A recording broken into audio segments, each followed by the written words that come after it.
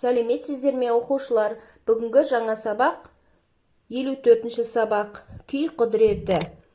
Оқушылар, бұл мәтінде атақты Әбу-Насыр әл-Фараби туралы айтылған. Әбу-Насыр әл-Фараби Аристотельден кейін дүниежүзілік білім мен мәдениеттің екінші ұстазы, ойшыл, энциклопедист, ғалым. Күй құдіреті. Бір күні Фараби әмір сарайына барыпты.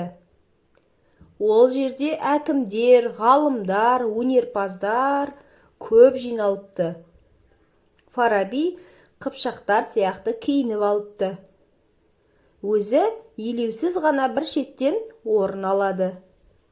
Сөйтеді де өзінің қолдан жасап алған домбырасын шығарып, күй тартады.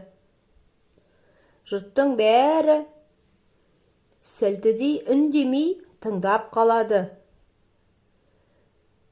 Ол күйге бәрі күліп, мәз-мейрам болады. Енді бір күй тартып еді, әлгі адамдар қамығып, уайымдап, жылай бастайды.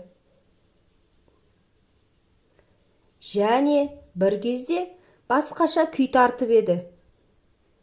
Бәрі маужырап, ұйықтап қалыпты.